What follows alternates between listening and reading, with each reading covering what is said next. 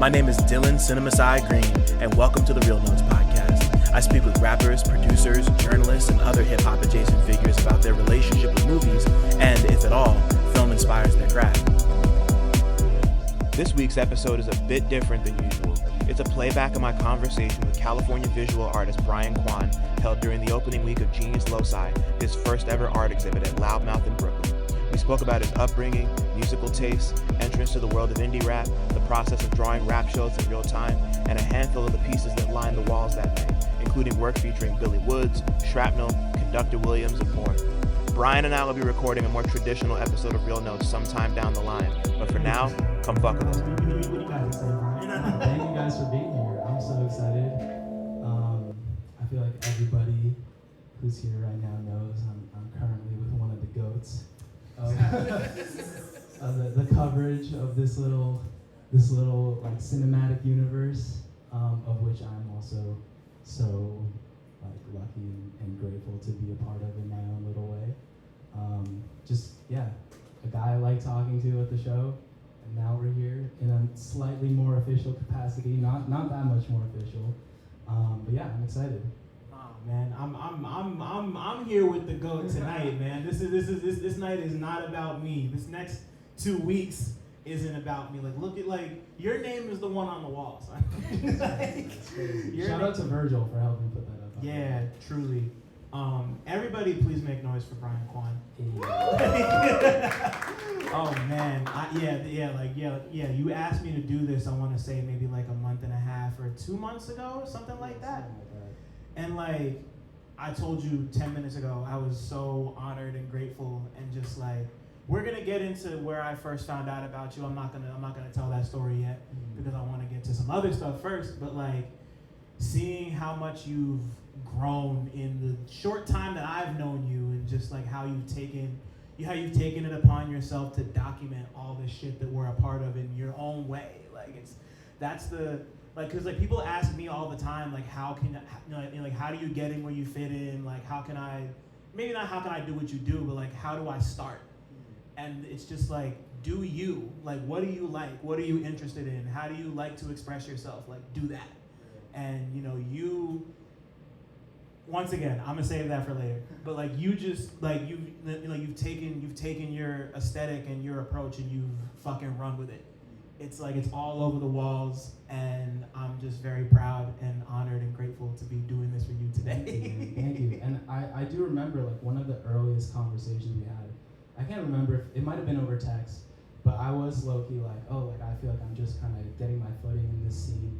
And one of the things you said was literally like sort of that get in where you fit in, but also like don't try to fit in too much or whatever. Like don't just be yourself, because this is an artistic sphere that really like can like tell when you're fronting, like they can tell when you're trying to be something you're not. Yeah. And also like authenticity and finding your own voice is like such a central part of, I think, what we love about this music, you know what I mean? And so I've been like overwhelmed, because that has been like my modus operandi, sort of just doing my thing, and to see people respond to it in such a strong way felt really special, and something I don't take for granted at all, Right.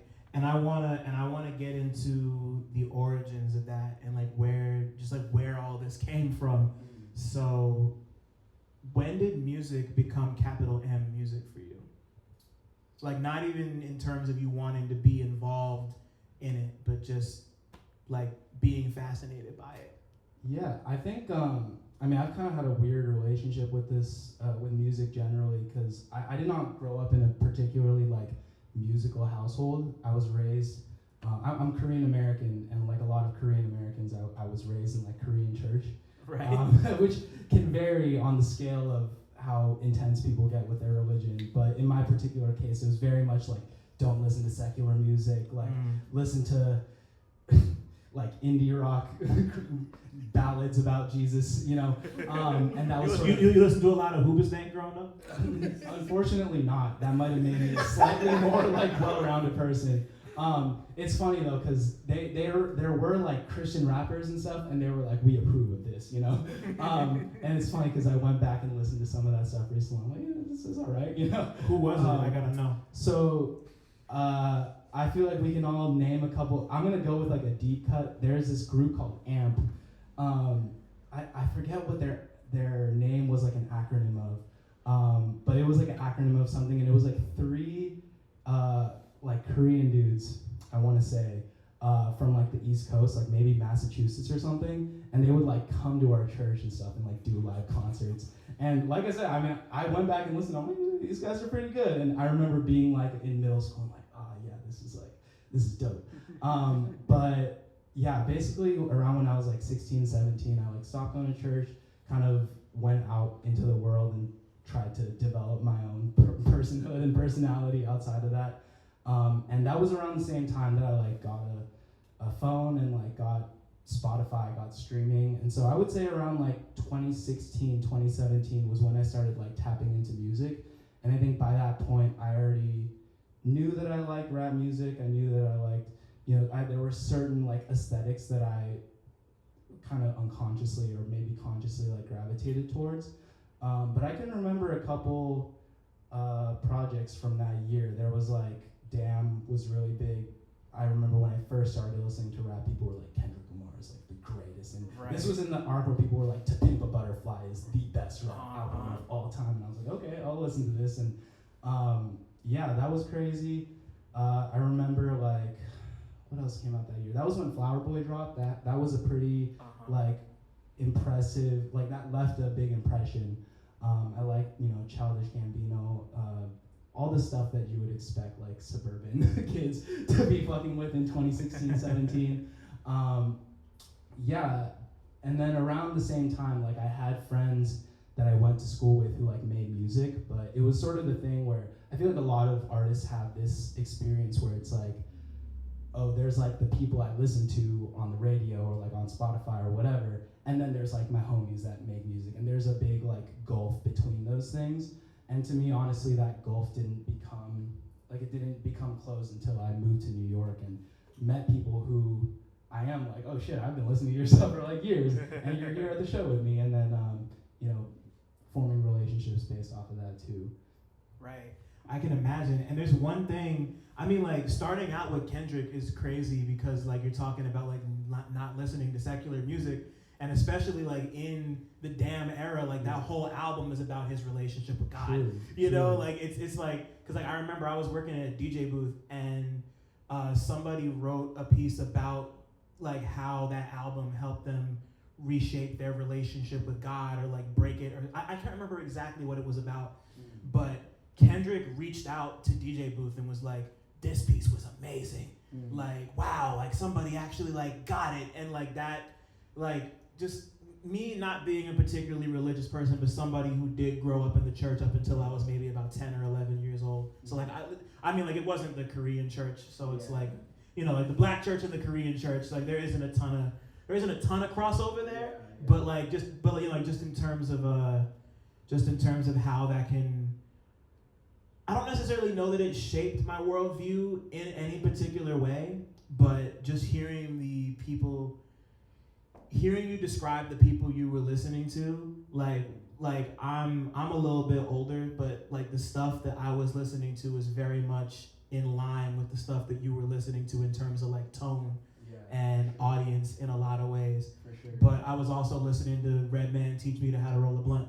Yeah. Because that would have been totally off, like, off limits. It's funny because this like. Even though I was saying like I didn't grow up in a super like musical family or whatever, when I was like maybe 10 or 11, my dad gave me like an iPod Classic or something with a scroll wheel. Yeah, the classic. For real. Yeah, no, super classic. I miss that shit. And it had like 64 gigabytes on it. And this was like the type of kid I was. Like, I was just listening to podcasts. I was listening to like This American Life, like Radio Lab, 99% Invisible, like as like a 10-year-old kid. Wow. But there were like some of his music was like on there, and it was some rock, like dad rock, like the Red Hot Chili Peppers, Green Day, weirdly, which I don't think is dad rock, but for my dad it was. About to say it is now. yeah, right.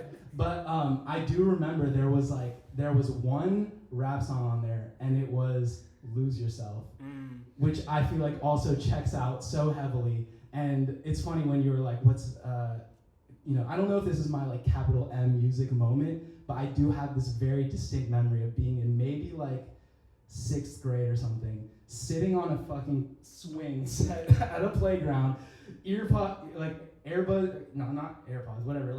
in, listening to Lose Yourself for the first time, and being like, oh my god, I can't believe he just said that. Like, because there's some like crazy lines on that song.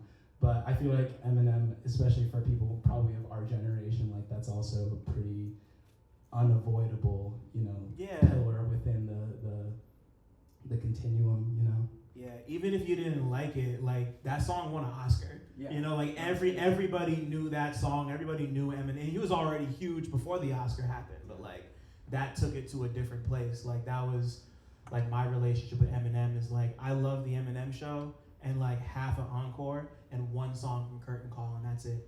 I know people who have like relationships with like Slim Shady and Marshall Mathers and like that didn't touch me as a kid. Yeah. Like I didn't do that. But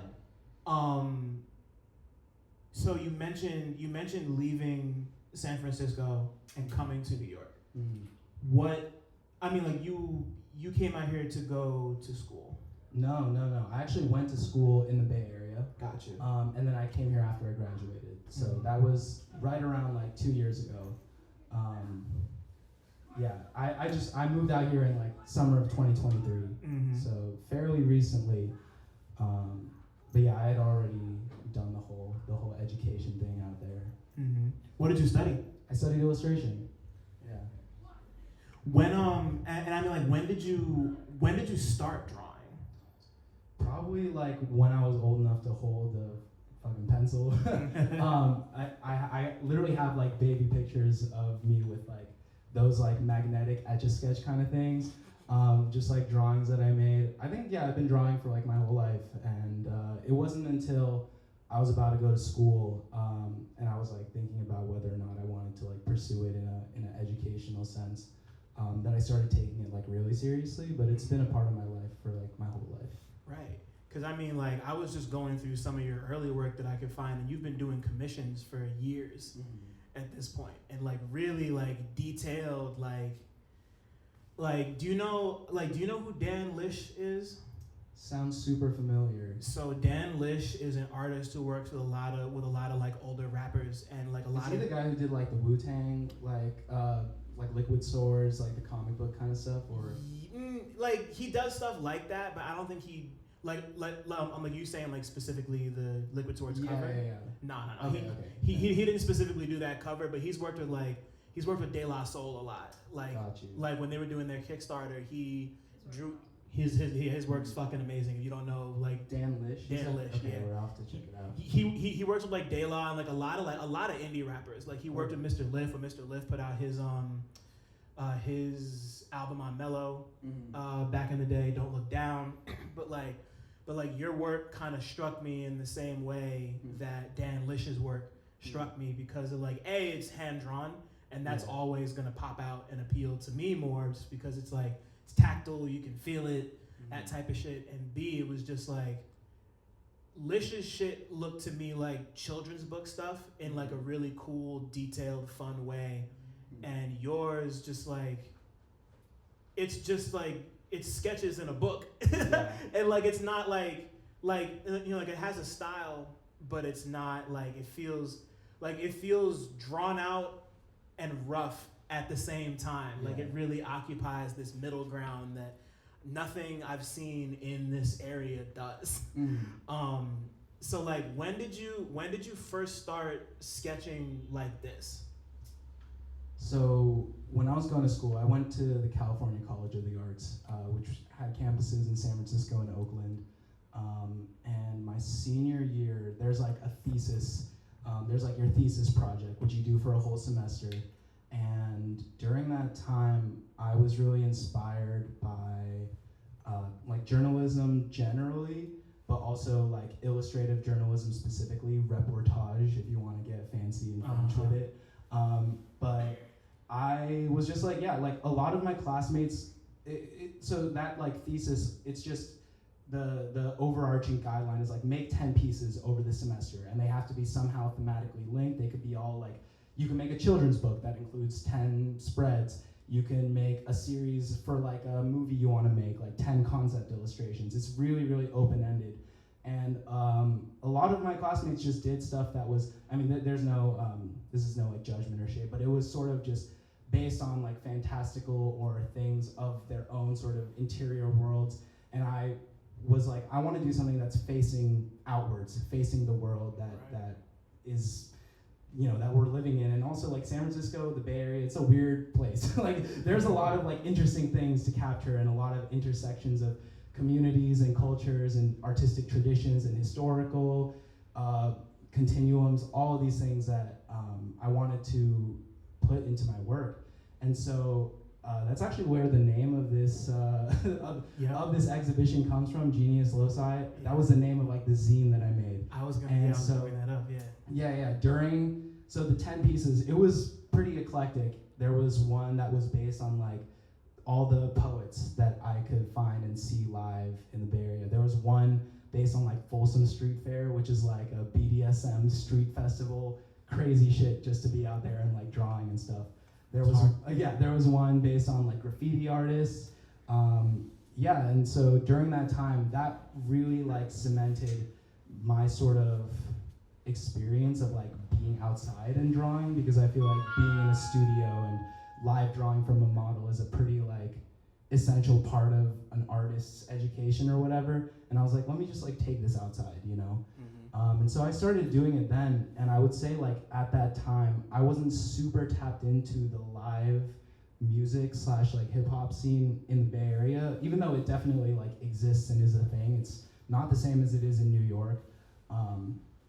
But out there, yeah, I think the community I connected with the most was like actually poets, which I think there also is a continuum between that and like this, you know, indie alternative hip hop movement that we got out here right now.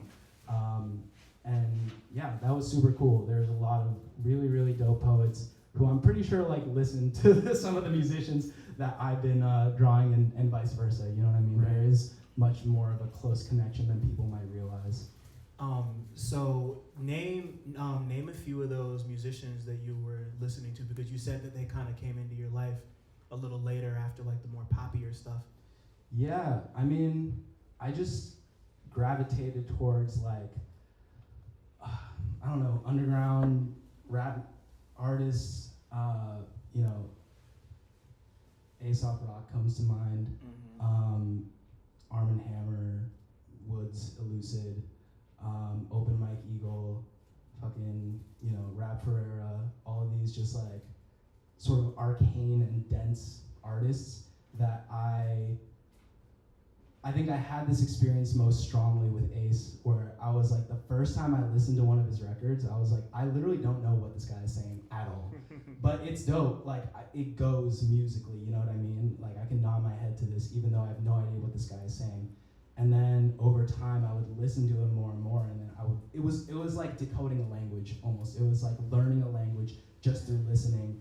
Even though, you know, ostensibly the language is still the same language that we all speak, but it's how people are using it, how these words and how syllables and cadences are like paints in a tool, in a paint box or whatever, that are being spread across the canvas in a very unique style and in a unique way, that over time as you hone in and tap into those styles, you're like, oh shit, like I actually know what this song is about. And it's not about anything that I could have considered from the beginning, but now it like adds a layer of depth. I still feel that way about like Wood's work, for example. Like there's a bunch of his songs like Slewfoot.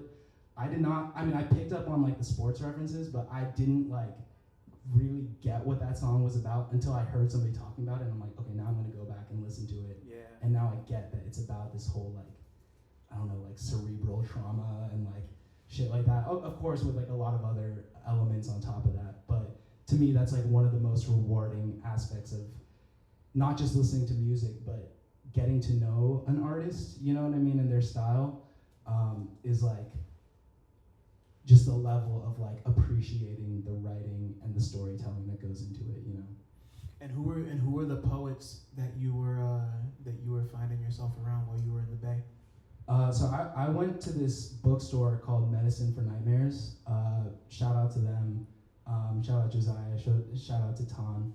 Really lovely people, and they would have like monthly / bi-weekly like open mic nights. And during that time, I mean, those people are both extraordinary poets on their own. Soledad Con Carne, shout out to them. Tongo Eisen Martin, he's the poet laureate of San Francisco. Super, super ill, crazy, like surrealist language that at once is also so tactile and like concrete. And also Mimi Tempest, she's from LA originally, but she was out there pretty frequently. I think she was going to school there when I first met her. And that was also one of the examples of an artist where I went out and I like drew them and I like formed a relationship, sparked up a conversation, and then that ended up, you know, resulting in me like ending up doing a book cover for her.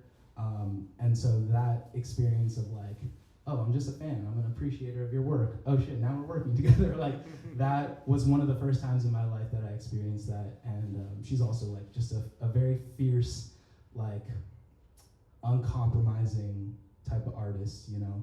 I think it takes a lot, especially the project that we collaborated on was her debut poetry book. Not debut, but it was like her first with City Lights. City Lights bookstore, publisher, they're like founded by Lawrence Ferlinghetti. A very like institutional kind of countercultural, you know, literary center. But when she chose to collaborate with them, it was a very much like, I'm not compromising just because I'm working with you, you know? And I think that kind of boldness is something that like really drew me to her as a person and her work. And also the fact that she like low-key put me on when I was still in school. Like that was super cool of her. Yeah. So when you made your way over here and you started coming to shows, like what first inspired you to start picking up the pen and like drawing what you were seeing as opposed to just like experiencing it with everyone else? I don't know. I think it just felt like a natural fit, especially because I was doing that in school already and I had some experience with it. I took a hiatus for a little bit, and I think part of that was just because I was like, I don't know how people are gonna feel about this. Like, I don't know if you go to a show and you see a person sketching, you're gonna like roll your eyes at it or whatever. And yeah, I think with this particular sphere of music, it was weirdly like a happy coincidence where it was just like, at that time, around when I moved, I was really getting into like Backwoods, like whole catalog and like what they were doing out here. And it was a funny thing where I was like, oh, I fuck with their music, whatever. And then I moved out here and I'm like, oh shit, they're all like here. I'm like, I'm seeing them at all these shows and they're pretty like accessible as people too, you know what I mean? Staying after the shows at the merch line or even in the audience for other people's shows, you know?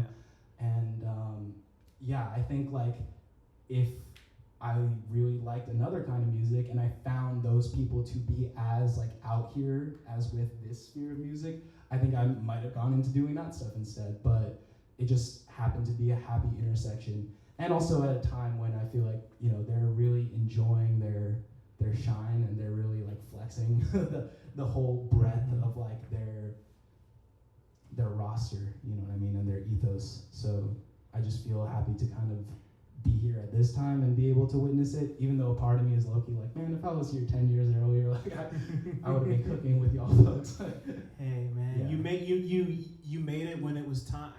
True. And I think about this a lot because like, I don't know if we've talked about this, but I talked about it with a lot of people. Just like we're currently experiencing stuff that like kids in 20 years are gonna be like, damn, I wish I was there. Look at it like deaf jokes. Right, you know, exactly. The way we look at deaf jokes. Yeah, nah, and like it's just like we're living, you know, like we're living through history. This is a moment, yeah. And a lot of different people are involved. And like you said, these aren't just people who like pop out and then like leave, like even after like their set's done. Mm-hmm. You know, like this is like there's something very physical and very intimate about being around this space, and you know, like people who listen. People who like, or not even forget just listening. People who like participate in this type of stuff, or like you got to be a different type of listener to like really want to be active and like involved in the way that like especially that you have, because like the first time you and I met was when you came to the ShrapKnel Real Talk. Yep. And I saw you, you came over. You were like, "My name's Brian." I was like, "Nice to meet you. Thanks for coming." And then you immediately sat right where Tony is sitting, and you were just your head was just in your book the whole time. And I'm like, "The fuck is he doing?" I was the appropriate reaction. Obviously it wasn't like judgmental, but in my head I'm just like, what's going on there? Like, what are you doing? And we're watching the movie. I talked to Prem and Castro, and everybody kicks it. They sell some records, and then you come over and you show me what was in your book, and I was like, you drew all of that like in the last hour and a half, and you're like, yeah, like this. I was like, thank you, like what? Like thanks for coming, thanks for documenting this. I was like, I had no idea. That was a cool talk too. Thank you. you. That was a good movie. Devil in a Blue Dress is a fucking classic. I love that movie a lot. I wish Denzel and them made more, honestly. but I was so struck by what you had done, because I had never, fuck having that happen at one of my things. I had never seen anybody do that at any show I'd ever been to. And I've been going to shows for like 10, 15 years at this point. So I was like immediately like, that's different, and it was all peace. We built, it was great. Like, you reached out and sent me the thing, and I posted it, and I was like, everybody look at this. Like, this shit is crazy, So just talk to me about being here for that and drawing that specific sketch that you did. Yeah, that was interesting. I think that was literally the first time I'd stepped foot into this room. I think I found it just because I followed ShrapKnel. I think that was in August, I want to say, and 2 months before we had been to their album release show for I'm being a bad fan right now. The Controller 7 project. And that was an amazing show, but at that time I wasn't drawing at shows yet. I was still sort of in my head about things, but thinking that I wanted to do that. And to me, for some reason, I think this felt, because it wasn't a musical performance, because it was more of a talk, I was like, okay, this is, there's gonna be more lights on, there's gonna be more space to draw or whatever. And then I also just wanted to meet y'all. I've been listening to your podcast for a minute too, and so meeting you and meeting Prem and Castro at that was super, super dope. Shout out to those guys, because I remember I talked to Prem for a bit, I talked to Castro for a bit, and towards the end of the conversation, Castro tapped me and he was like, all right, we'll hit you up for something in the future. And I feel like people say that all the time. Yeah, of it's course. A very easy, it's almost like a way of saying goodbye. Yeah, we'll work together sometime, Yeah. But they actually hit me up, and I obviously got to work with Prem for a music video for his new project. Did you enjoy your time here?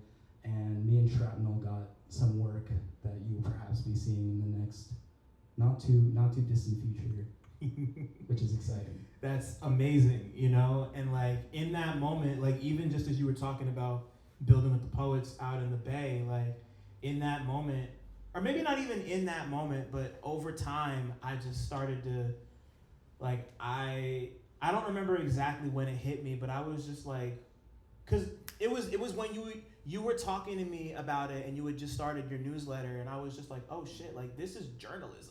Mm-hmm. You're doing a journalism and writing. You were an R writing alongside it all, but this is these sketches and these works say more than I feel like I ever could with words. I feel like I've been saying. Oh, you got some pretty good words, man. Yeah, but I think about it in the sense of why I love animation, because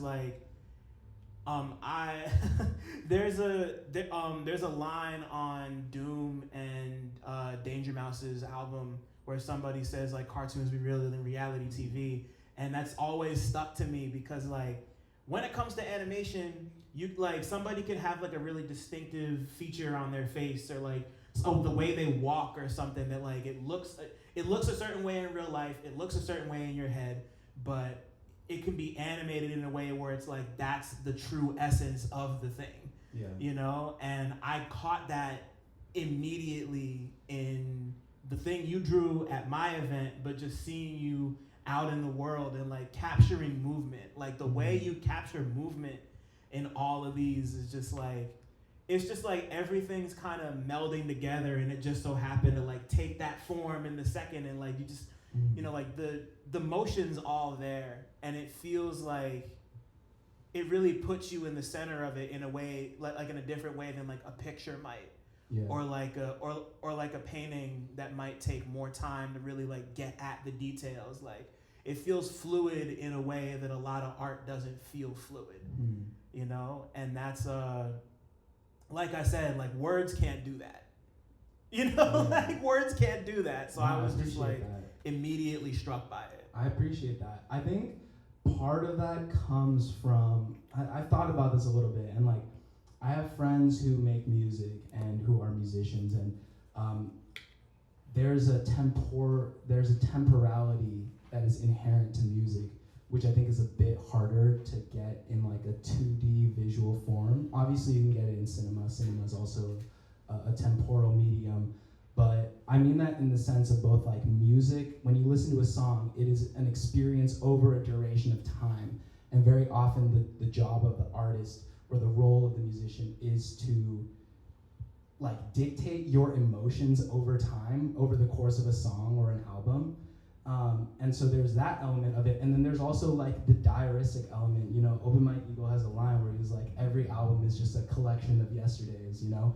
And I was always kind of jealous of that, like, because if I make a piece, you know, that's a collection of like 5 or 12 yesterdays that I spent like working on that piece specifically, and you might not even get a sense of that. The way, you know, an artist might pour the period of the life they were experiencing into a project, and at the end of that is free to be experienced by everybody who's listening to it, but also for that artist themselves. You know, it's an encapsulation of a time. And I was like, man, as a visual artist, like there's ways you can get to that, but it's not inherent to the medium in the way it is to like music or film. Right. And so as not a musician or a filmmaker, I was like, how do I put that into my work? And I think what you're describing is sort of my attempt at doing that, where I'm like, I'm at this show, I'm literally going from like left to right, scrolling through this, like flipping through the sketchbook, drawing each artist as they go on stage. It is a kind of timeline of the night as it's unfolding. Facts. And there'll be times where somebody will be like, damn, like I missed this show this night. I wish I could have been there. And in those moments, I want to be like, look at this drawing. Like, just look at it real slow, and you might get the sense of like, you know, what it was like to be there. Not just from like a pictorial, objective sense, but straight up like I'm trying to put how the music sounds and how it feels into it. I don't know if I have like a concrete way of really even describing that process, but that is attempted. It's attempting. I'm attempting to put that into the work, you know. Right. And I mean, like, one thing I do want to know about the process is like the literal process of it, because like you're doing all of this in real time. You know, like it's not like you're taking a picture and then drawing it later. Like, how the fuck do you do this, bro? Like, please break this down for me. Yeah, I mean, I would say I don't want to like front. I feel like for artists, sometimes it's beneficial to have an air of like mystique, or just like I'm on a plane that all of you regular mortals are simply not on. And like I don't want to pretend like it's like that. Like obviously I went to school. Like I do think I'm like a visual, artistically like inclined person, but it is like work and it is time spent putting into these pieces. So the way I would describe it, and have been describing it, is like at the shows, I'm putting down like the bones of the illustration. Right. I'm trying to capture how people look. I'm trying to capture how people move. I'm trying to capture the sense of the space, what the venue looks and feels like.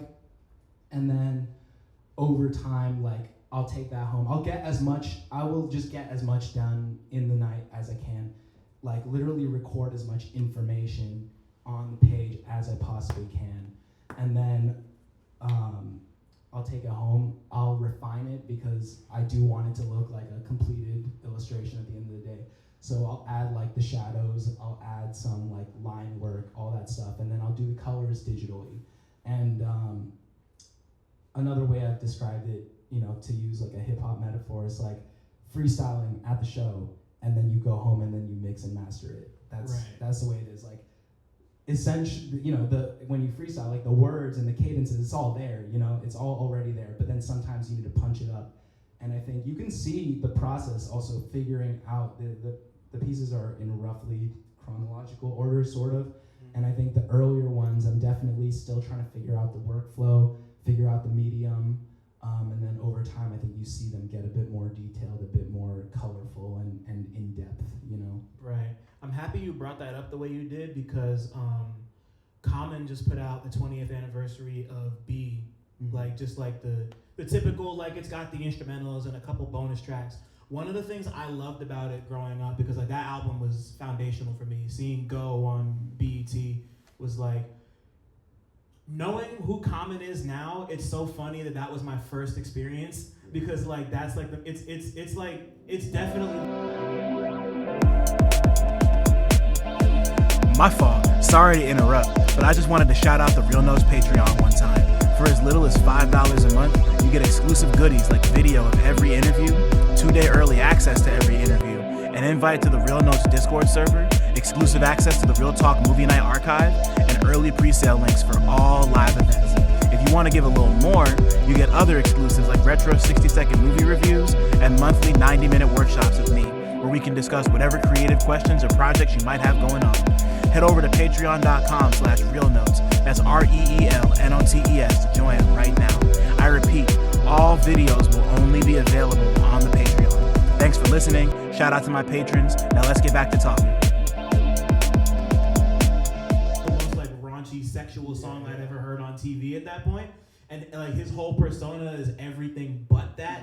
Like everybody knows him for like the like water for chocolate shit. But I'm getting off topic. So the reason I brought this up is because you go and listen to that album, and there's a song on it with the artist formerly known as Kanye West, he produced that whole album. He did incredible work. I'm not gonna sit here in front. When I called this show Genius Loci, I did not mean to invoke any.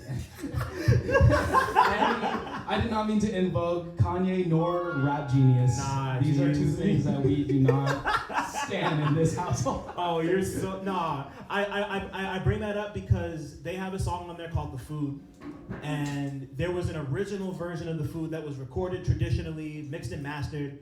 It wound up not making the final cut of the album. The version that made the cut of the album is the live one they did on Chappelle's show, which was, once again, like, I remember exactly where I was when I first saw that episode. That's like, I heard the song and I was like, this is like it's all I wanted to listen to, like, was just that song, like, forever. Yeah. So it's like it's almost like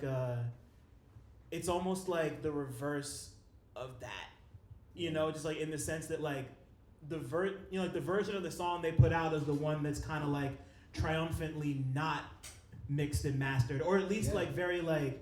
And there's something there that's lost, you know. Yeah. In the recorded version, for sure. Right. Yeah. No. It really is just like an energy thing. Like there's, you know, like even with your stuff that's like punched up, once you like go back and like, you know, like do more to it, like it still feels raw.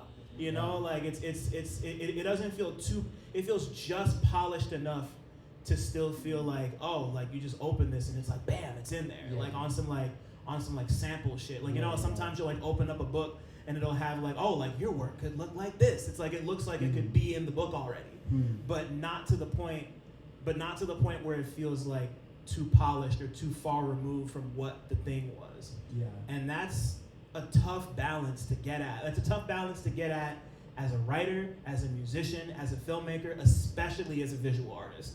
You know, like, so like once again, I just, like, that all just hit me in the face as soon as I saw the ShrapKnel one. And seeing it, you know, like, there were a handful I wanted to ask you about, because just like, you know, like seeing it grow and evolve over like, it hasn't even been a year. I just realized. It's been 9 months. It's been 9 months, bro.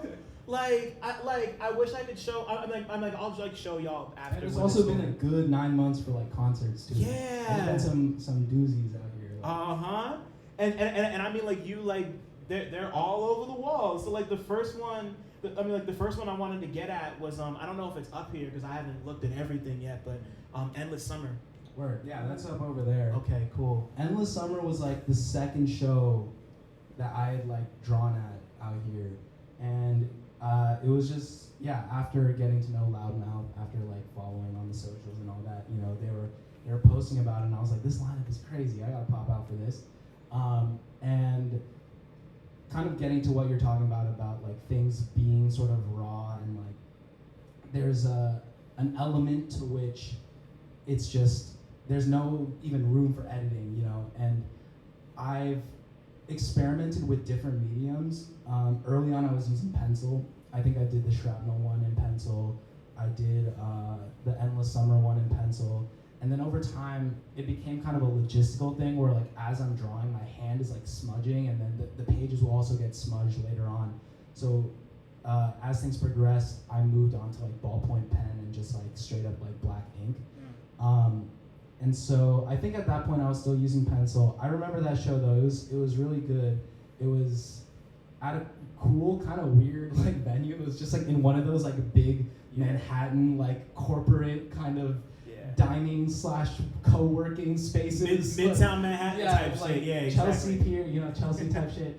But that was crazy because I drew, I just did the thing, and then after the show, it was like I was outside, I was talking to Pink Sifu, shout out to Liv. I was hanging out with Pink Sifu, I was hanging out with Soul Child, and it was just like this really weird moment where I was like, dude, like I like your guys' music, why am I like standing out here talking to you guys? And to me that actually like emphasized this point where I feel like there's a very like, it can be an odd or contentious relationship between artists, rap artists, and fans, and even journalists, as I'm sure like you know as well. You know, people will have beef for various reasons, sometimes more valid than others. But to me, it was this moment where like, even though what I am doing obviously is still like an act of fandom or is an act of journalism, it's also like I am an artist too, you know, and when we're out here after the show and like chopping it up outside and smoking and whatever, like we're connecting as artists, you know, and I think Endless Summer was like the first show that really like encapsulated that for me. Yeah, and just, you know, like it felt like a special moment for a lot of reasons, but just like seeing you there and like noticing you working in your book, this being like the first big show that Sam and Loudmouth had thrown at not the shop, and just like the caliber of talent involved, you know, like Liv is up there at this point, you know, like he's like I just spoke to High Tech 2 weeks ago, and they like he's a god to like people like them, you know, and like considering how like amazing their music is. Go listen to Honey Pack Volume 1, by the way, it's super dope. But yeah, just like seeing it, because it was Liv, it was Sideshow, it was Soul Child, it was Akai Solo, Akai, no label. It was just like, I don't know, man, just like the caliber of talent at different rungs of notoriety in that room, and just, you know, like because like I wrote about that for a piece I wrote on Grit, which is Akai's collective. A bunch of them were in the house, but once again, I saw your work, and I was just like, cause my whole opening paragraph is about the Endless Summer show, and you know, like I remember that piece. Yeah. I saw your shit, and I was just like, it's that, you know, like it's that, like nothing I say is gonna get that, you know, and it's like seeing the writing on the wall, and I don't know, it was just super dope. That's still a favorite of mine.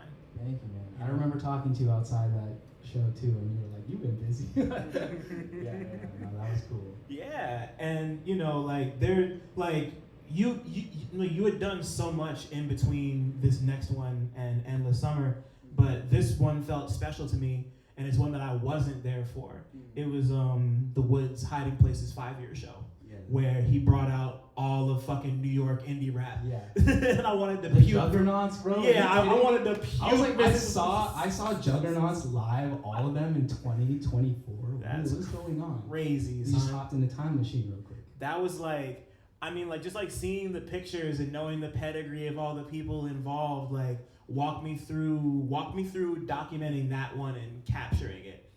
That one was really, really hype. I was very excited for that show, and I feel like at the point that I did that one, I had already, kind of formed relationships and knew people. I wasn't just like, I knew people, and I could talk to people at the show, and it was more of a social thing rather than just like being in the corner with my sketchbook, even though it was that too. That one was cool. Process-wise, it's a wide like panorama. Warsaw is a fucking huge venue, and it was packed out for that show. There were a lot of people there. And I mean, it makes sense because I would say Hiding Places is probably one of Wood's most like commercially successful records. So it makes sense. Warsaw I feel like was a cool venue for it. It has that slightly like post-Soviet, feel, which I feel like is integral to his sort of music too. And it was cool. From a process point of view, I started at the far right end of the room. That was where I drew like ShrapKnel, Alexander Richter, shout out to Richter. Always. Art god in his own right.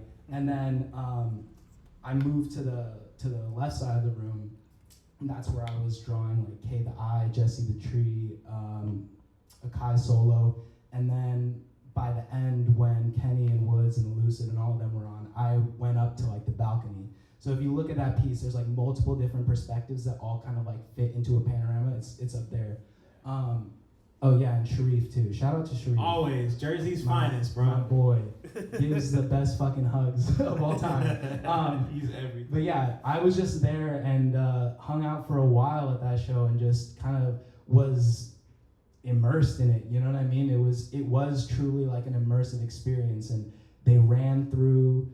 I think that was one of the moments where it felt like a victory lap for Backwoods, high key, because it's like, all right, you got like the juggernauts, who have collaborated, but it's also crazy that you got all of them out to do a live show. Despot, who I wouldn't like. I don't know if I would have ever seen that guy live. Yeah. Yeah, and like K the Eye had just put out his album on Backwoods, and seeing them all do it live and hearing those like Kenny Siegel beats through the big ass system, it was super special. And afterwards, just went to a bar, got to chop it up with like Prem. I think Henry Canyons was there, Miles Cook, all the homies, all the heads. It felt like a very lovely, just like communal, community kind of affair. Yeah, and like you said, I think like even outside of it being his most commercially successful, like that's the one that people just. I talk to people about Woods, and people who know about Woods tend to say that their favorite project of his is either Ethiops or that. Like Hiding Places is just like the one for so many people. Oh, also, sorry, I forgot to mention this, but he had just put out the book. Right. He put out the Hiding Places book like in sort of alongside the tour that he was doing, and so I read it, and a lot of the sort of elements and themes that are swimming under the surface of that record are very much like brought to light. And so I put that actually gave me a lot of like inspiration for what I wanted to put in the illustration too. Sure. There's references, the house, the abandoned house, obviously like such a prominent part of that record aesthetically, not just being on the cover, but sort of being channeled throughout. So much 9/11 on that record, Yeah. That's there too. Just like, yeah, sort of the vibes of like opulent decay, you know what I mean? I feel like that, reading that book, getting an insight into like where his head was at and where his process was at with that project, gave me a lot to like put into that piece too. I'm sure. And like my personal favorite part is that you managed to get the black bar over his eyes, and you like drew that in. You got it. Yeah, of course. I would have been surprised if you didn't, but just like the fact that you didn't like obscure it in some way, you just drew a black bar. Yeah, that's just his face. That's how his face looks. Yeah, and anybody who hasn't seen Woods in real life, he's just like a walking parental advisory. Like I that's just like his face. It's just like, it's always fun because I talked to a homie who's a fan of his, and he told me that this was around the time I wrote my piece on them for Pitchfork.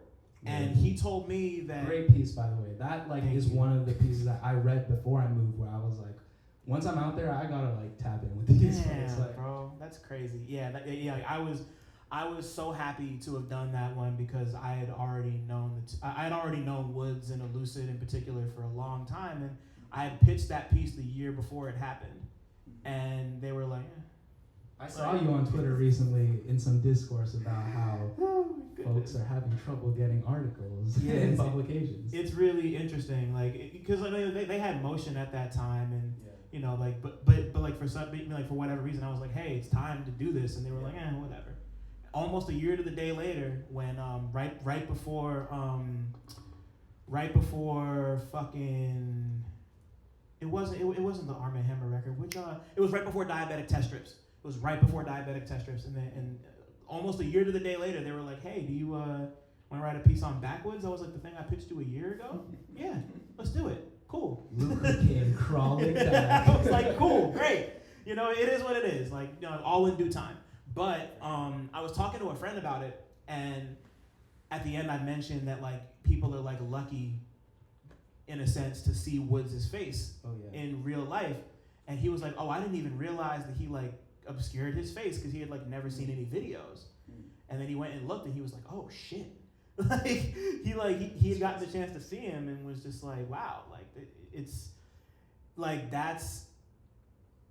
that's part of the reason why I think that piece in particular is so cool, because it's the closest you're gonna get to experiencing a Woods show live without actually being there to see his face. I can't think of any other artist of any genre or medium who people deliberately go out of their way to obscure filming when they post his stuff to social media. People will actually be like, yeah, no, that's Billy Woods, I promise, but I can't show his, that's, that type of fealty to a persona is I can't think of many people that people would do that for. You'd be like, oh yeah, just get my flick and leave. True.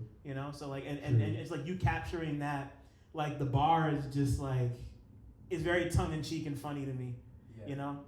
No, because to me that is just what his face looks like. Yeah. But no, to speak on that a little bit too, I think getting at that sort of, I think the artistic caliber and merit of somebody like Woods, it demands that kind of something that moves a little bit contrary maybe to this day and age of everybody with their phones out recording everything. There's no such thing as privacy anymore. All of your data's out online, whether it's in the hands of some multi-billion-dollar corporation or you just telling on yourself on Twitter. That shit is out there for everybody.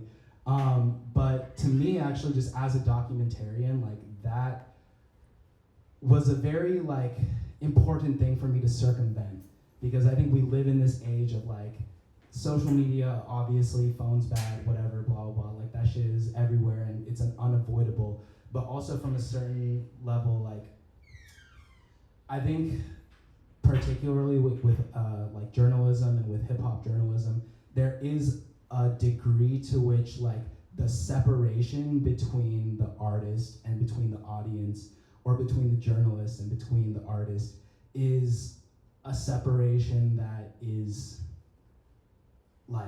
manufactured and forced, and something I don't really fuck with, and something that I don't aim to emphasize through my own work. You know what I mean? I don't really know how to exactly talk about this, but recently Black Child, I was talking with Tyler, and he was saying something about how early hip hop documentaries were all shot nature documentaries or something like that. Real. Look at these people in their natural habitat. That sort of gaze was not something I ever wanted to engage with or emphasize in my own work. And I think that also goes back to when I'm out here at the show and talking to people, we're connecting as artists. It's not even I don't know, there's no weird disparity or separation or barrier. There's no barrier to it. It feels like you were there, and actually there's nothing othered about your work, about any of it. You know, like it feels, you know, like that goes back to the motion thing. But like I think that point is even more important to emphasize because like a lot of people who document this culture do kind of come at it from this like anthropological, like look at these people with their microphones and turntables and SP 404s and why do they wear their hats that way and why are all these people of color in this one place and why are they all looking, you know, like that type of shit.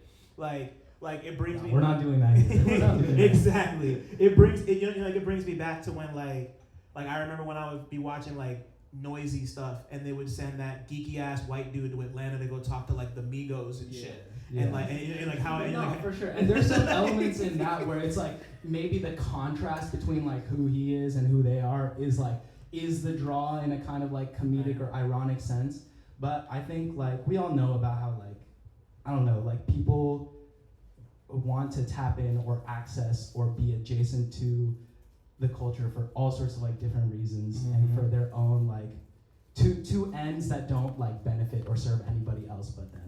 And I think luckily, graciously, like the reason why I feel so like honored to be like a part of this and just like out here with everybody is that I feel like it's always been a loop of like growth. Like nobody's, you know what I mean? Like I'm obviously, you know, I'm trying to like sell prints or whatever, like, but I'm not trying to like make a bag off of people. You know what I mean? In a way that like just feels weird and unfortunately feels very like inherent to so many like industry, whatever, like machinations.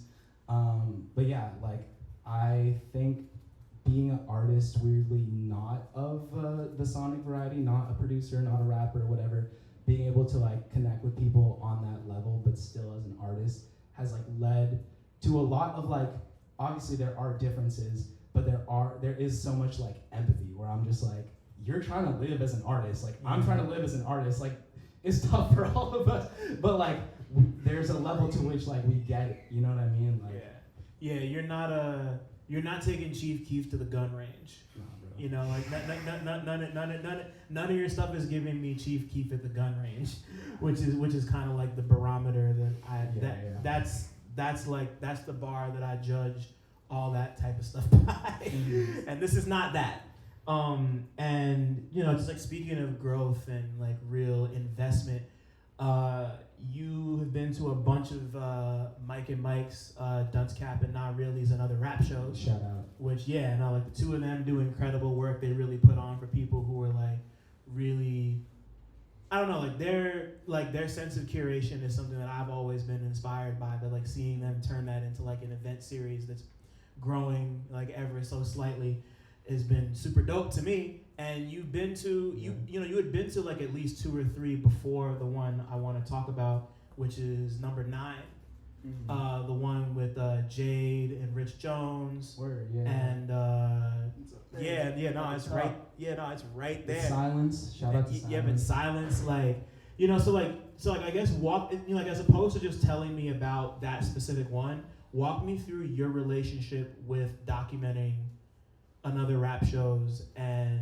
like what it's like to kind of capture this showcase type of thing, and also for it to be one of the only things that you've gone to multiple versions of. I feel like that's just because people don't have like series like that. Yeah. Like, it's not even, I mean they do like amazing work and I love both of those guys, but like it's not even like I'm like, oh, this is like so special that I have to. It's just like, what other like series of concerts? I mean, there are those out there, but I feel like with the sort of caliber of artists that they get and the mix, they always switch it up. They got like a couple producers every time, a couple rappers every time.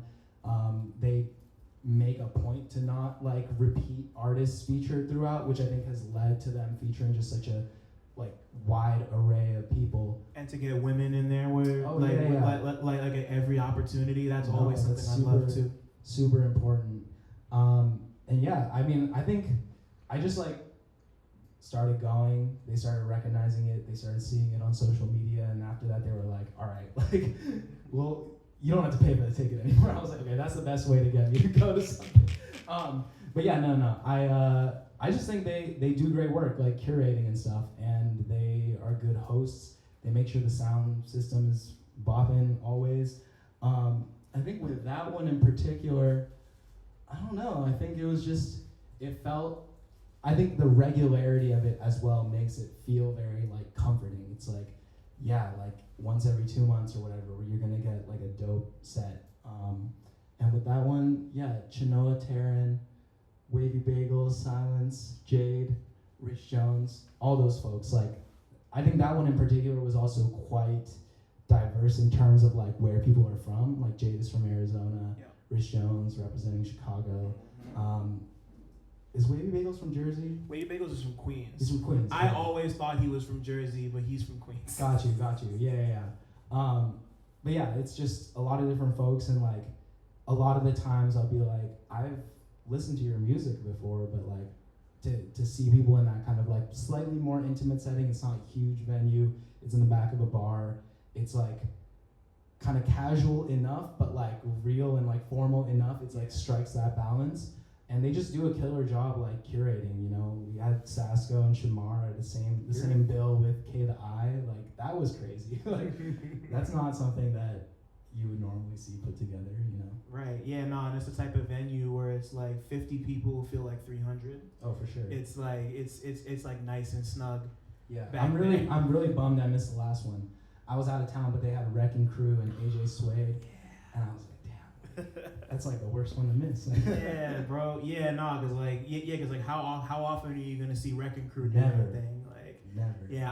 Like cause like you had been talking about Prem and Castro and like all those call out culture dudes. The two of them. Well, I mean like Prem's not on call out culture, but like Castro is, Alaska is, Zilla Rocca is. Like I still have yet to meet Alaska or Zilla, and the two of them have been like so incredibly supportive of me and everything I've done. So like that was You've had them on the show, though, right? Oh yeah, I've definitely had them on the show. We've just never met in person. Gotcha. Cause I forget where Alaska's at, but Zilla's in Philly, so we I just saw never Alaska get the chance. last night. At the I'm at the other show that Yeah, was the call out culture like showcase. yeah That was super cool. That shit was cool as hell. I was when you were talking to me about it before, I was surprised to hear that you hadn't tried to put something together there, you know? Yeah. I actually didn't even know that was like a series that they were doing. Mm-hmm. And that was just my first time. I was just like, oh, I've never seen like June Classic. I've never seen Alaska spit. DJ Marcus Pin, shout out to Marcus. Never seen him either. And so I was just like, yeah, I'll head out there. But yeah, it was cool. It was really cool seeing all those guys. Yeah, there's really something about like a curated series that I think like with another rap show in particular, like that's one that you've constantly been like, you made it a point to be at like 3 or 4 of those and like really document them, and like that one's my favorite, like just like from the look of it. And I think it funny enough, it was I think the only one of those that I had actually been at. Oh really? I'm pretty sure I try to pop out for them when I can, but I can't always, and I'm always just like, damn, you know, like Yeah. you know, like they've really been so, and you're like the consistency is the important part, and Yeah. that's something that you share. I think with that's the them. cool thing about their whole thing though, is that it's like every 2 months, you know, Yeah. it's regular. So even if you miss one, you can make it to the next one. Exactly. Yeah. No. Like people look forward to it, and they're growing it. They're selling T-shirts now. Yeah. Like I know they've been talking about trying to expand in some way, but like I don't know. Like they just, you could tell they do it for the love, and you do it for the love, and you're consistent, and like the ethos is just, you know, just crosses right there. Yeah. And you know, speaking of series, the last one of these I wanted to touch on was arguably the biggest one, the Conductor Williams pop-up, the Crate Sessions joint that happened like a month and change ago. Walk me through that night. What was it like? What was it like putting that work together? Were Conductor's beats slapping? They were slapping. They were unequivocally slapping. That's also like the most crowded I think I've ever seen Loudmouth. Like it was like wall to wall over here. No surprise. Don't tell the fire department. It was crazy, yeah. But I showed up to that. I was like right on time. I was lined up outside and actually ran into Soul Child and Wayne. I was talking to them outside. Super nice folks. Always lovely tapping in with them. Yeah, Jersey's finest again. Shout out to Soul Child. Just had her on the pod. Yeah, and then we just came in, and I think Quincy was spinning for a bit. Once Conductor came on, you know, people were. It just felt like super hype in a way that sometimes these like indie rap shows, even if it is like really really hype, you're like, people are more like, I don't know, they're not everybody's like whipping their phone out and getting on IG or whatever to put it on. But this one, it felt like an event in that sense, you know, and the beats were banging. There was a moment where Rome Streets came on and was like, you know, convinced to rap a verse, and I don't think he wanted to at first, but I think he was definitely like moved by the energy in the room. Cool. And it was cool seeing that amount of people in the room together. Yeah, and then I showed Conductor at the end. I got snapped by Photo Rob, who is fucking a local legend, bro. A local legend. That was crazy. Yeah, I think that's like the event where there was just like the most cameras generally. So like, of course, I would get caught up in some of that. But yeah, getting to talk to Conductor afterwards was super super cool. Obviously a fan of his work. I think the run he has on Pray for Haiti is like a crazy like 3-track run. Yeah. And at the time I was listening to the New Woods, and I was like, yo, like Star 87 is a crazy beat. And he was like, yeah, that's actually, he put me onto some like, I don't know if he told anybody else this, but there's like this Prophet Posse 3 6 Mafia song called Favorite Scary Movie. And he was like, I was basically doing that, my version of that, and then just gave it to Woods, and it was like a perfect fit. I think Woods might have mentioned that when we had him here a couple weeks ago. I think that sounds familiar. Yeah, it has like the same vocal sample and everything. Yeah. And I listened back to it, and it's like crazy, like just dial tones and like women screaming. It's like kind of that, but obviously Conductor has his own like take on it, you know. But yeah, that was cool meeting him. Yeah, like that was, I mean, like just from the videos, like yeah, the place was like wall to wall packed, couldn't get inside. The only other time I've seen this place be that crowded was when Mike and 454 did their thing for Cray Sessions here. That shit was amazing. Like that really, you know, like that felt like the basement of Webster Hall. Like back when like the studio was a thing and you could fit like 300, 400 people down there, but like it would just be like oyster shit, like just like or not oysters, sardines. Yeah. Anchovies. Whatever fish come in the can. Sardines, thank you.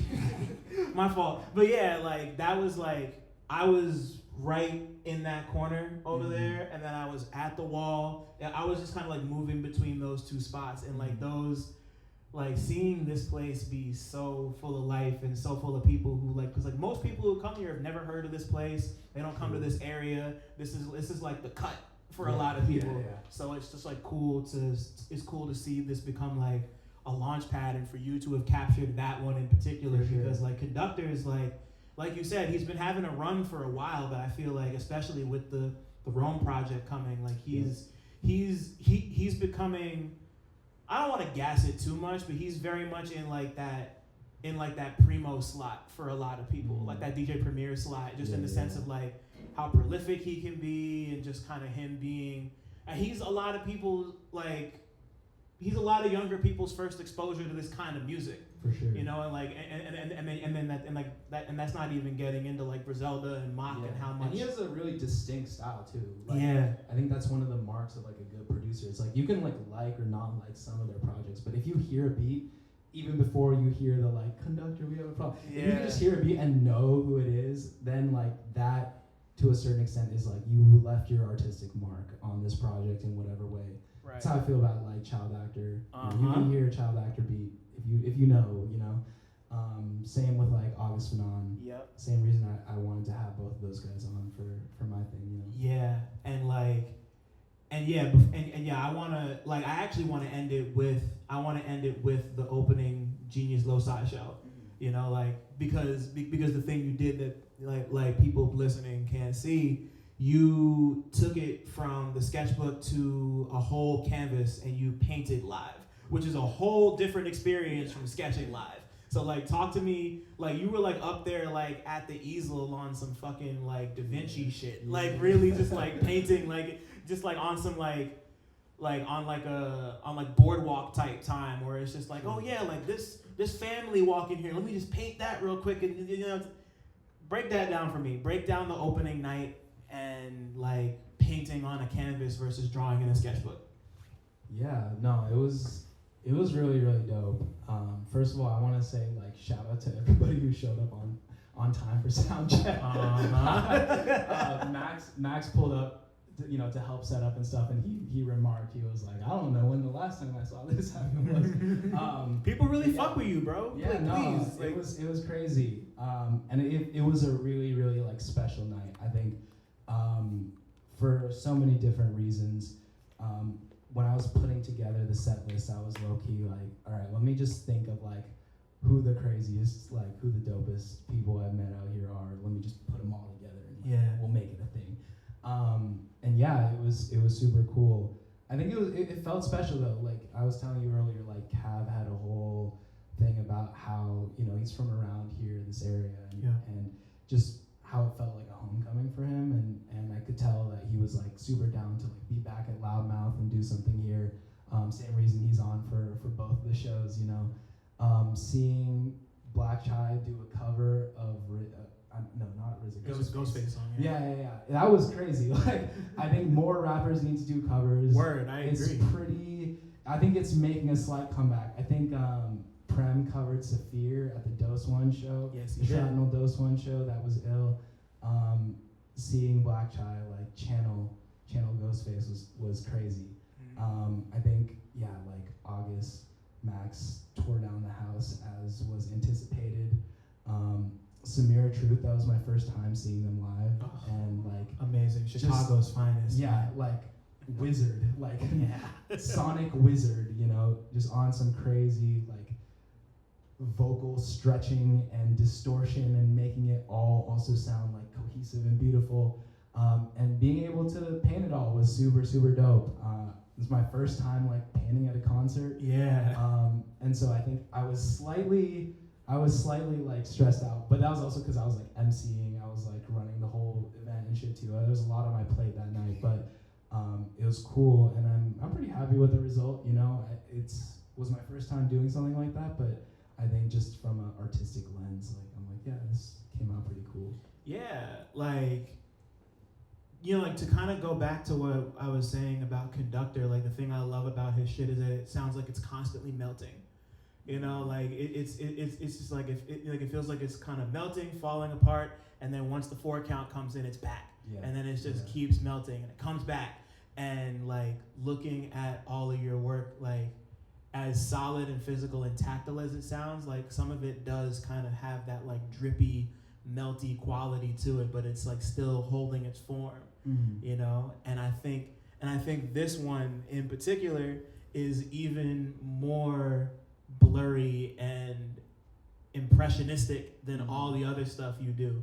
Like I had to ask Sam earlier, like who 2 people were, and then once I figured out who those 2 people were, like I could figure out everybody else. But just like, but I think I think because there's really no touching up to this. Like this, like it was done that night, right? And it was sold that night. See, like exactly. Oh wait, you sold it. Oh yeah, we had like a blind auction kind of thing, and it, like you pulled up to the show, you could place a bid. It went to a happy home. I'm gonna ask how much you got for it later. I'm not gonna put your business out in the street.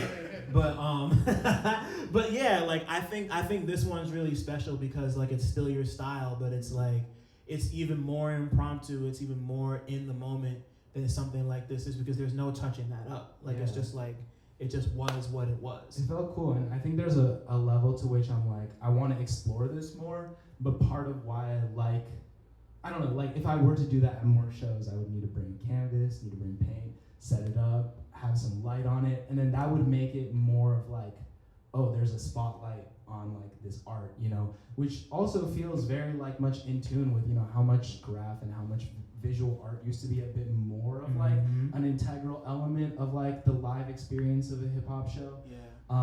But to me, there's something very special about being like a secret agent, you know what I mean? Like being a clandestine like reporter or whatever, just in the back, like you wouldn't even know unless you know. I think there's something Yeah. special about that. But I mean, obviously it's like my show, so like if you're here, like so it felt fine in that moment. But I think just from a pure like medium like exploration perspective, it's definitely something I'd be down to do again. I'm gonna do it next week or next show. But yeah, no, I appreciate that. Yeah, no, and yeah, like you're only gonna get better. Like that's like once again, like this is all like I cannot emphasize enough that all of this shit is 9 months worth of work. You know, like not even a full year. You know, and just like the progression from the first time we met when you did the ShrapKnel shit to this to the Conductor thing. Like it's just like the steps you've taken, like you're already so far from where you were last summer. You know, it's just like, and then just hearing you talk about Genius Loci and the zine and how it started there, and you brought that here. I wanted to end on that note because like you talk about how Cav mentioned this is a homecoming. Like this is like I'm not gonna talk about it too much. Why did this event feel appropriate to name Genius Loci, like considering that this was like your first big project and now you're at this moment? Why was this moment the time to run that back?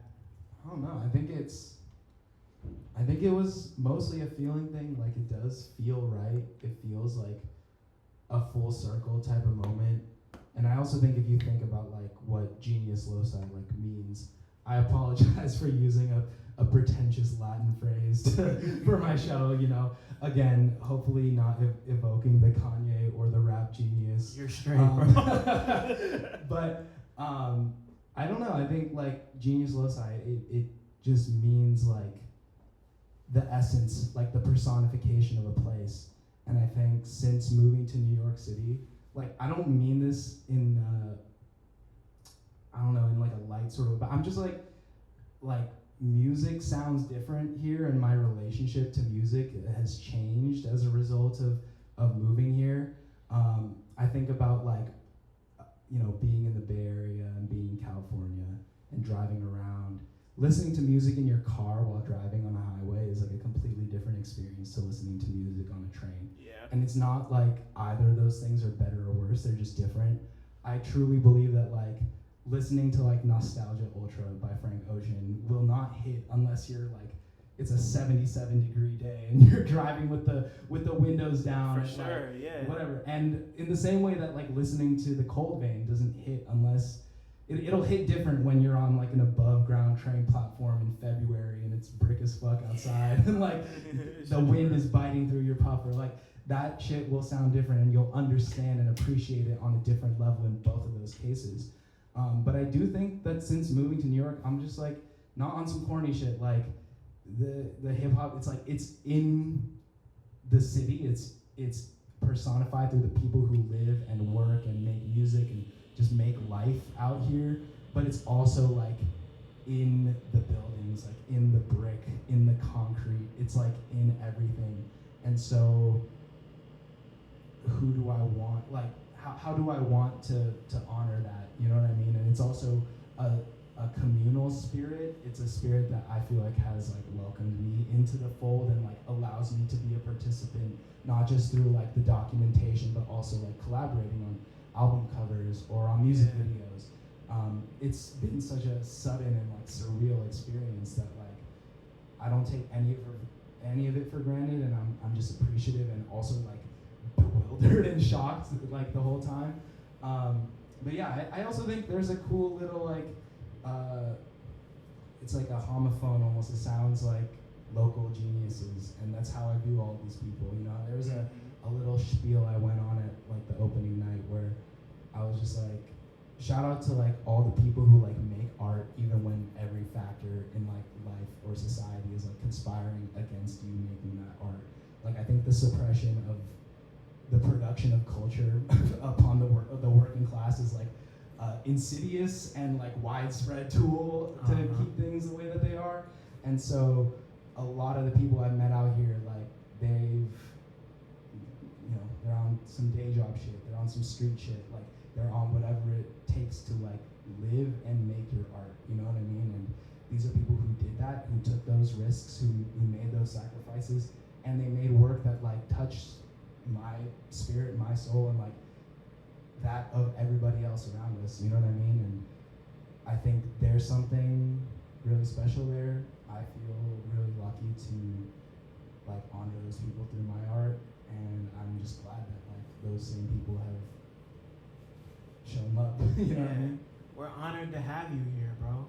Like, yeah, it's just like I can't tell you enough how like special and like pivotal the work you do is, and how much it means to people. Like seeing people react the way they have over these last couple months to everything you've done is just like, it's done my heart so good. Like you care so much, you want to put this forward in the way that you see it, and people connect with that.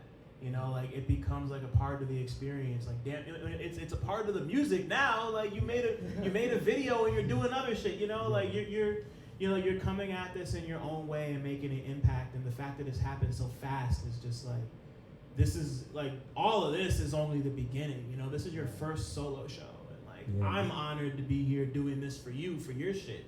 You know, because you've really shown me so much love and kindness and understanding. It's just like, yeah, I'm just like, I'm in awe of what you've accomplished already, and I know you've got even further to go. Thank you. You know, yeah, it's really my pleasure. Please make noise for Brian. Thank you all of you guys for coming out. It means so much. It means so much. Thank y'all, man. Does anybody have any questions for Mr. Kwon before we formally wrap this up? Speak now. Or yo, what's up, Tony? Yo, so first off, congrats on everything. Thank you. It's been really cool seeing your journey, especially like kind of being by your side, Yeah. like looking at you in the crowd, Yeah. and being like the artist is doing something, but also like there's this guy over here Mm-hmm. heading the pages, just like you said, like secret agent. But you talked earlier that like you grew up in the church. Mm-hmm. And didn't really start listening to music in this style until you were in high school. Mm-hmm. But again, like being raised in the church, you do have like a bit of that more non-secular type of like spirituality. How do you think that kind of informs your relationship with hip hop? That's a good question. Great question. And this actually, bro, sorry, this sounds like a non sequitur. I really thought we were going to talk about Sinners. I know this isn't an episode of I know this isn't like officially a Real Notes thing, so I guess we didn't get there. But weirdly, like that, I think that's like a touch point of it, where I see this in like Sinners. I also see this in like Haram by Arm & Hammer, where I think both of these works touch on like what happens on an experiential and psychological and spiritual or whatever, however high up there mumbo jumbo you want to get with it. Like what happens when you get a bunch of people in a room together and they're all like saying the same words or all like listening to the same music. I remember like I did theater in high school, and like my theater teacher told me this story about how like they put on a play and they had all the audience members wear like heart monitors, and they were literally like at moments of like peak drama or whatever, like people's heart rates were like synchronized. And I think like I don't know, I think part of it on a personal level is like trying to be as like sensitive of an instrument as I can be, try to like obviously on a visual level like capture people on a portraiture realism type of sense, but also put in that experience, that like sixth sense, like undescribable element that is nonetheless felt by everybody, and put it into the art. And I think that was something that maybe I felt like as a person like growing up in church.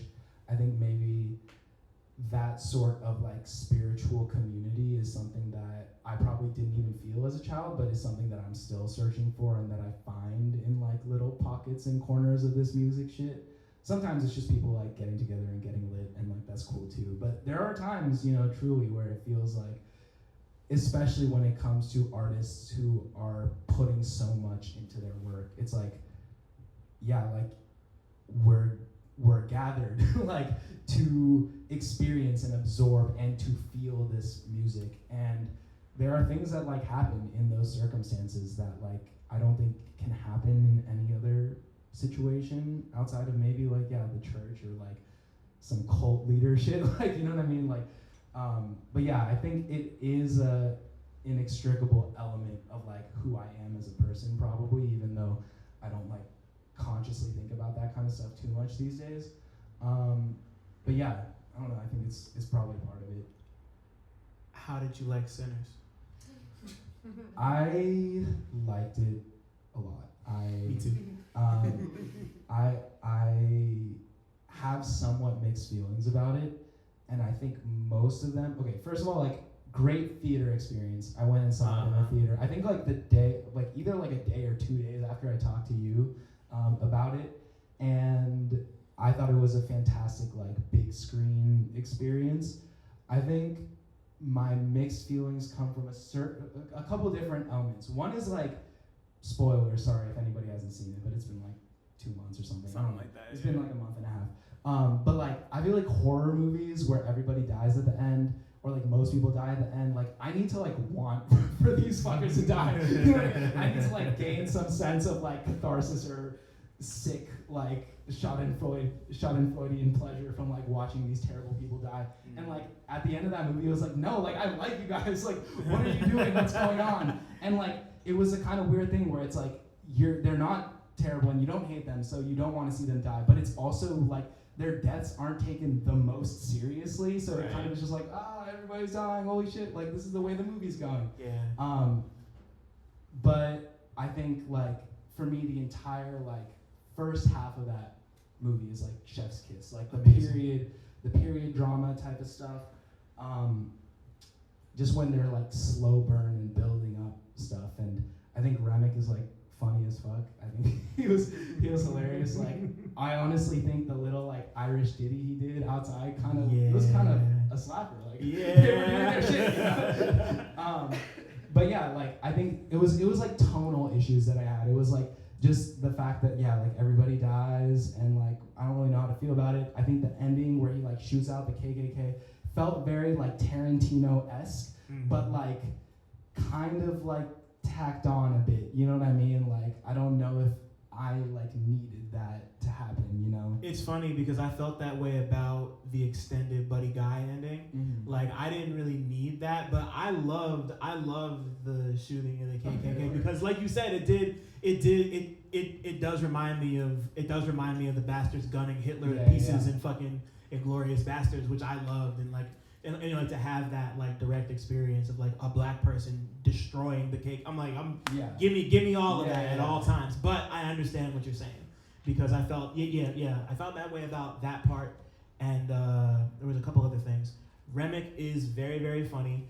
The thing that got me the second time more than it did the first is when he comes back in like near like the end of the fight and he just sees Sammy, he just goes Sammy on some like real like he just dropped all pretense and was just like, I'm gonna just be silly as fuck right now.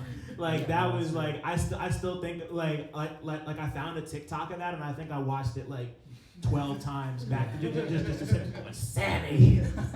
So dumb. That's a good thing to see on like a 4-second loop. But yeah, I think like partially, so I was talking to like my partner about this because we went and saw this movie together, and I was like, okay, I feel like there are these like these thematic pillars in this movie where one is like music and the power of like music, the other is like vampires and like sorry, that sounds so silly, but like vampires, but not just that, like the sort of like I don't know, this movie is like horny as fuck too, and it's like the like sort of the erotic like element of being like drawn into an assemblage of like people under the thrall of a vampire. There's like that pillar, and then there's also like the church and like Sammy's like his father like not wanting him to be a musician and instead wanting to be and I think there's such like fertile ground for each of these elements to have intertwined in a really interesting way. Whereas I feel like they kind of didn't. They were just three pillars that still held up the movie, but I would have wanted to see that, you know, interlocking and building on each other in interesting ways. I would agree with that in the sense that like I wish we had gotten to spend more time with Samuel's dad. Mostly because he's Saul Williams, and I love Saul Williams. I just watched Neptune Frost for the first time last night, so I'm like very much in that zone. But like, he did an interview and he had mentioned that his father was a pastor. So and not only was his father a pastor, he grew up in the South. So like he had everything he needed to really embody that role in a way that I don't think anybody else could have, and just down to like put the guitar down, Samuel. Just like he's just like holding it there, and just like the power of like, because like to me, Sinners is a movie about faith. It's like, it's not as explicitly about Christian faith as I feel like it could have been, but it like, you know, like at the end of the day, Sammy chooses to like, he puts his faith in music. Yeah. You know, like he's just like, this is what I believe in.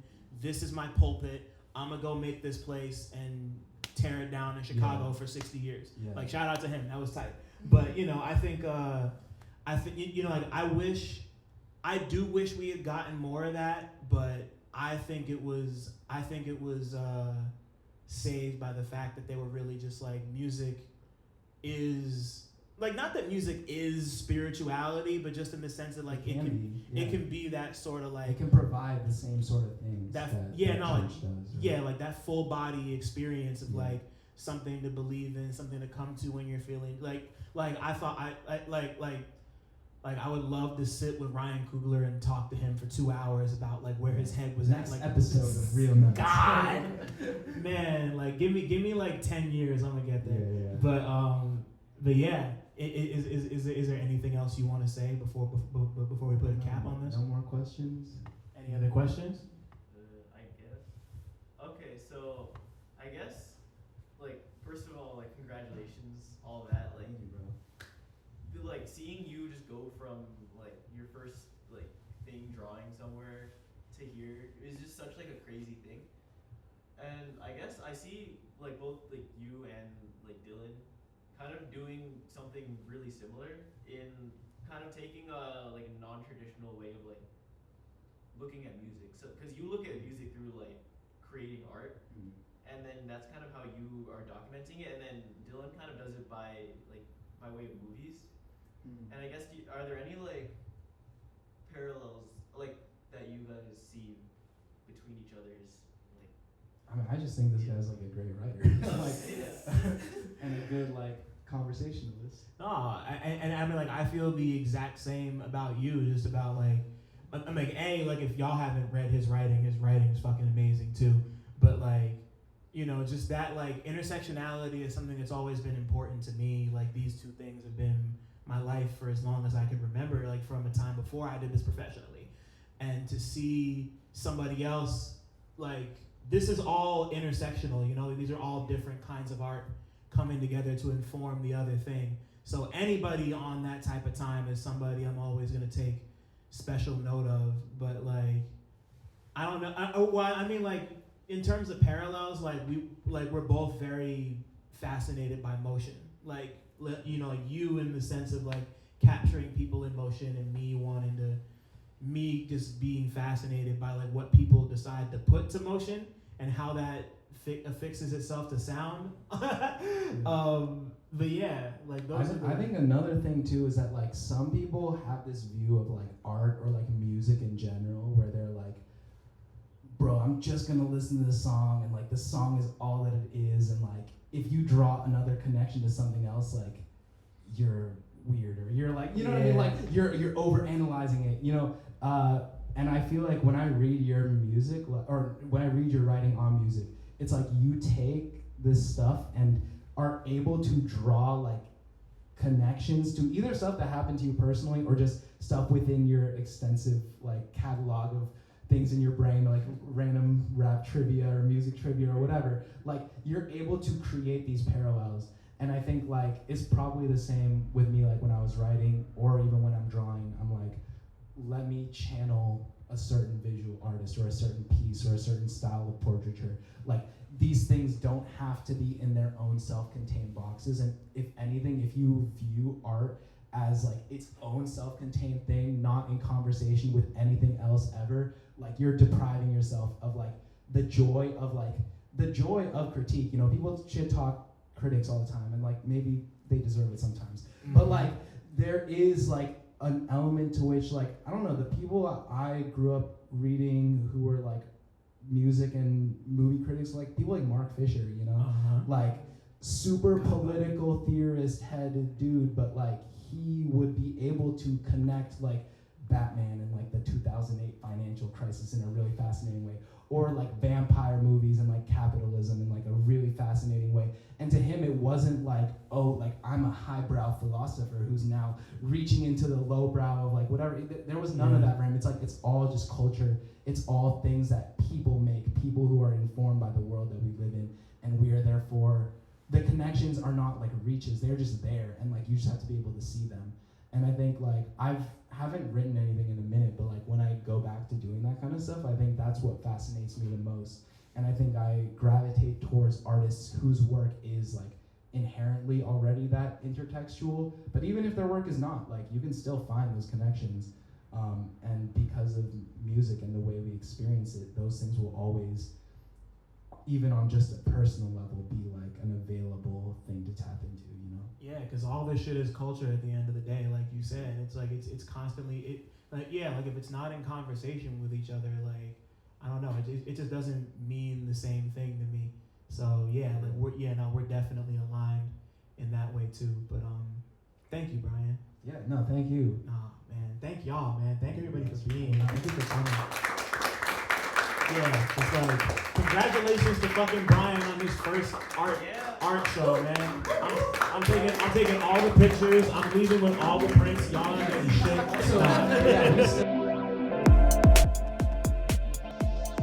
Thanks for listening. Shout out to y'all for making it this far. And shout out to all the black people listening too, because y'all really impeccable. Don't forget to like, subscribe, and tell a friend to come through next time. 1.